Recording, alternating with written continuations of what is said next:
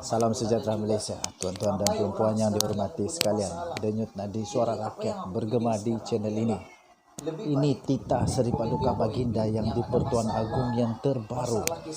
Ini akan buat Zahid Hamidi dan UMNO mesti mau pengsan. Nah, kenapa? Akhirnya Agong bertitah.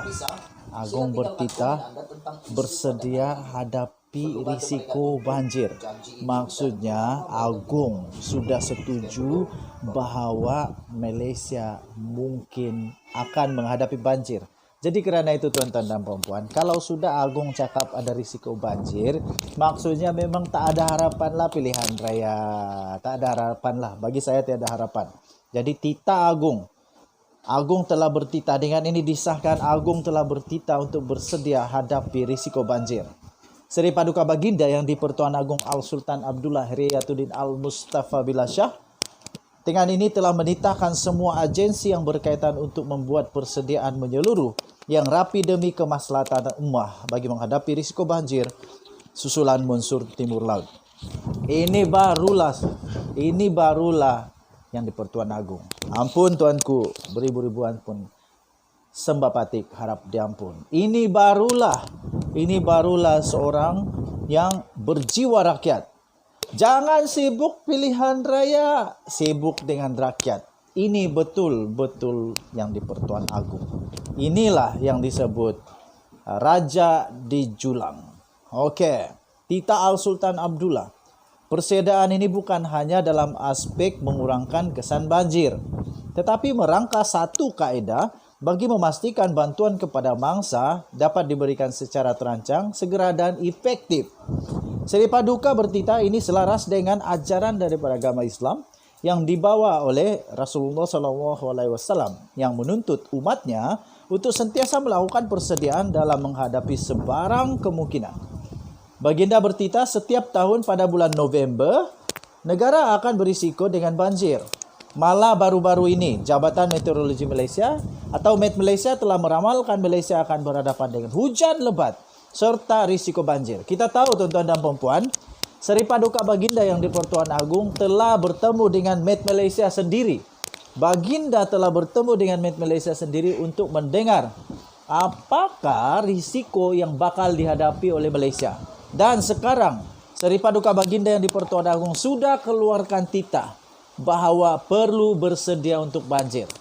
Bagi saya, pendapat saya, ini satu petanda besar Agong akan tolak pilihan raya ketika banjir. Tuan-tuan dan puan yang dihormati sekalian, sekali lagi patik yang hina ini, hamba yang hina ini ingin merapat sembah kepada Seri Paduka Baginda yang di Pertuan Agong tidak bersetuju sekiranya pilihan raya dilaksanakan ketika banjir. Nyawa manusia tak boleh dibawa main. Jangan main-main dengan nyawa manusia. Pilihan raya bila-bila boleh buat, tapi nyawa manusia hanya sekali. Terus terang tempat kami, kalau banjir dalam dia ada yang sampai 10 kaki dalam. Dalam betul. Tiang gol tu kalau berdiri di atas tiang gol sampai sini lagi. Tiang gol main bola. Jadi dalam tak dalam itulah dalam dia. Dalam titah Baginda itu, Baginda bertitah beta ingin mengingatkan seluruh rakyat beta untuk memperkemaskan diri dan melakukan persediaan bagi menghadapi fenomena perubahan cuaca yang bakal berlaku kelak. Titah Seri Paduka pada Majlis Sambutan Maulidur Rasul peringkat kebangsaan di Pusat Dagangan Dunia Kuala Lumpur pada hari ini. Terdahulu yang di Pertuan Agong dan Raja Permaisuri Agong Tuanku Haja Aziza Aminah Maimunah Iskandaria berangkat kira-kira jam 9.40 pagi dan disambut oleh Perdana Menteri Datuk Seri Ismail Sabri Yaakob. Wow, Perdana Menteri Malaysia pun ada di sana. Maksudnya titah Seri Paduka Baginda ini didengar dengan rasmi oleh Perdana Menteri. Jadi pada pendapat saya, Perdana Menteri kita bijak. Dia akan faham apa maksud titah Seri Paduka Baginda itu. Okey, sebagai menutup video kali ini, saya ingin kamu berikan komen kamu lah. Panjang lagi nih. Kamu boleh baca di Malaysia Kini. 9 Oktober 2022, Agong titah bersedia hadapi risiko banjir. Jadi kamu boleh komen, apa pendapat kamu? Kamu setujukah kalau pilihan raya dilaksanakan di kampung kamu ketika banjir? Mana tahu kampung kamu pun banjir. Kamu setujukah? Ataupun pada pendapat kamu, nanti tunggu sajalah tahun depan, waktu tidak banjir baru buat. Jangan tergesa-gesa. Nomor 2, kamu boleh komen, kenapa Zahid Hamidi dan UMNO mau betul cepat pilihan raya ini? Apa diorang mau ini? Perdana Menteri daripada UMNO. Dan yang peliknya, macam UMNO ini berkuasa betul lah. Sedangkan diorang hanya ada 38 kerusi saja di parlimen. Jadi apa sebenarnya terjadi? Denyut nadi suara rakyat terus bergema di channel ini. Jangan lupa tekan butang subscribe, like dan share. Daulat Tuanku. Kita jumpa lagi. Bye-bye. Salam sejahtera Malaysia. Denyut nadi suara rakyat bergema terus di channel ini. Tuan-tuan dan perempuan yang dihormati sekalian, Rafizi Ramli buat gegaran sekali lagi. Dan setiap kali dia bercakap ini, mesti ada fakta, ada bukti, ada track record dan sebagainya. Jadi bukan sembarangan. Dan Rafizi Ramli setiap kali dia buat pendedahan, dia belum pernah kena saman. Fitnah kah? Belum pernah. Kerana apa? Kerana mungkin semua yang dia dedah itu ada kebenaran dan ada fakta. Berlainan dengan beberapa orang yang hebatnya, yang hebat katanya, yang hebat. Konon banyak betul maklumat dan sebagainya. Las-las kena saman. Termasuk Perdana Menteri pun saman. Tapi Rafizi tidak. Dia belum pernah kena saman kerana fitnah. Dan semua yang dia bongkar mula-mula dinafikan, tapi las-las betul-betul ada. Dan salah seorangnya Najib Razak sudah masuk penjara. Haha. Kali ini Rafizi mendedahkan 854 juta ringgit Malaysia. Bukan sedikit ini, hampir 1 bilion. 854 juta ringgit Malaysia kepincangan di dalam kontrak pertahanan. Rafizi berikrar akan dedah kepincangan kontrak pertahanan. Ini bukan main-main punya kontrak, tuan-tuan dan puan-puan. Ini berkaitan dengan kontrak keselamatan pertahanan negara Malaysia. Mana boleh dibawa main? Ini serius. Dan menjelang PRU15 ini mungkin akan menjadi satu lagi cabaran besar bagi UMNO dan BN untuk menang. Tapi apapun kita baca bersama-samalah. Okey. Saya kongsikan kepada kamu timbalan Presiden PKR, iaitu Rafizi Ramli, membangkitkan semula persoalan berhubung dengan dakwaan campur tangan daripada Menteri Kewangan, iaitu Tengku Zafrul Abdul Aziz dan Perdana Menteri Ismail Sabri Yaakob di dalam kontrak pertahanan sebanyak 854 juta ringgit Malaysia. Wow, kali ini Tengku Zafrul dan Perdana Menteri Datuk Seri Ismail Sabri Yaakob pun disebut pula kali ini. Jadi apa yang terjadi ni tuan-tuan dan puan-puan? Dakwaan mengenai Zafrul dan Ismail Sabri campur tangan dalam kontrak untuk mendapatkan meriam gerak sendiri atau SPH atau howitzer untuk tentera yang dianugerahkan melalui tender secara rundingan terus. Pertama kali muncul pada pertengahan Ogos tetapi masih tidak dijawab. Menurut petikan surat yang didakwa daripada Kementerian Kewangan kepada Kementerian Pertahanan, pihaknya mahu kontrak itu diberikan melalui tender terhad. Bagaimanapun surat yang didakwa menyatakan permintaan ini ditolak. Sebaliknya, ia berkata, Menteri Kewangan telah bersetuju supaya kontrak mendapatkan howitzer, meriam tadi itu, howitzer dan infrastruktur berkaitan diberikan kepada sebuah syarikat dengan harga 854.3 juta ringgit Malaysia. Malaysia kini telah menghubungi syarikat itu untuk mendapatkan maklum balas.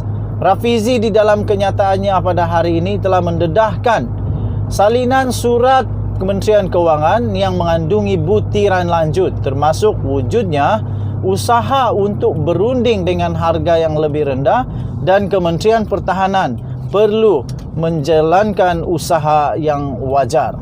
Surat Kementerian Kewangan itu didakwa hasil melobi syarikat itu kepada Perdana Menteri Ismail Sabri Yaakob.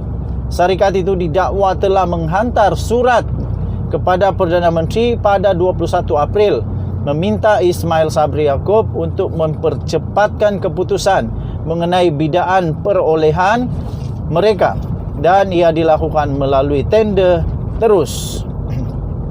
Ismail Sabri didakwa telah memberi penjelasan pada surat itu dengan arahan berikut. YBM MOF, saya sokong permohonan ini. Sila ... ambil tindakan segera. Rafizi dalam kenyataannya juga pada hari ini turut mendedahkan Kementerian Pertahanan kemudiannya menghantar surat kepada syarikat itu pada 25 Julai meminta mereka untuk mengemukakan tawaran tender selewat-lewatnya 15 Ogos. Semakan daripada Malaysia kini mendapati syarikat itu telah menjalin kerjasama dengan 3 syarikat pertahanan dari Turkiye. Howitzer yang didakwa dicadangkan untuk perolehan oleh syarikat itu adalah reka bentuk Turki. Rafizi berkata semakan terhadap rekod syarikat itu menunjukkan ia hanya ditubuhkan pada tahun 2020, menimbulkan persoalan mengenai pengalaman dan kepakaran mereka. Katanya dalam kenyataan itu, siapa di belakang syarikat yang tiada pengalaman ini, yang sehingga Perdana Menteri sendiri yang memberi arahan agar tender dianugerahkan secara rundingan terus? Soalnya, itu persoalannya tuan-tuan dan puan yang perlu dijawab oleh orang-orang yang berkenaan. Tambahnya lagi dalam kenyataan itu, kenapa kerajaan UMNO PAS Bersatu terus menggadaikan kepentingan pertahanan negara dan kebajikan askar dengan memperjudikan sistem persenjataan di tangan syarikat-syarikat yang tidak ada pengalaman dan rekod? Soalnya, dia berikrar, Rafizi berikrar untuk mendedahkan lebih lanjut lagi mengenai projek bernilai 854 juta ringgit Malaysia ini setiap minggu mulai daripada sekarang. Wow, ini cabaran besar. Malaysia kini sudah pun menghubungi Kementerian Pertahanan dan pejabat Perdana Menteri untuk respons. Okey. So, kita nantikan apa pula perkembangan seterusnya mengenai perkara ini. Projek LCS kah, LSC kah? Masih lagi hangat. Timbul lagi satu lagi.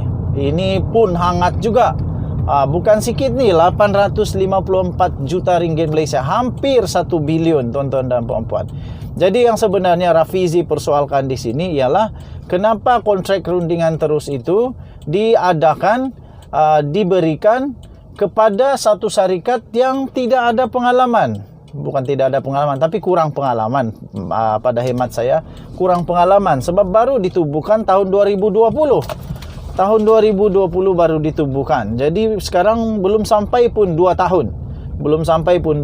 Jadi mungkin pasal itulah Rafizi ingin individu ataupun orang-orang yang berkenaan, kementerian-kementerian yang berkenaan memberikan jawapan yang jujur tentang perkara ini. Okey, sekali lagi jangan main-main dengan pertahanan negara. Ini bahaya ini. Ini kedaulatan negara, ini kedaulatan, keselamatan negara kita. Jadi harap-harap PM dapat jawab. Lepas tu Kementerian Kewangan melalui menterinya, Menteri Kewangan iaitu Tengku Zafrul, harap-harap dapatlah jawab perkara ini. Jangan dibiarkan nanti rakyat bingung-bingung. Okey, kita jumpa lagi. Bye-bye.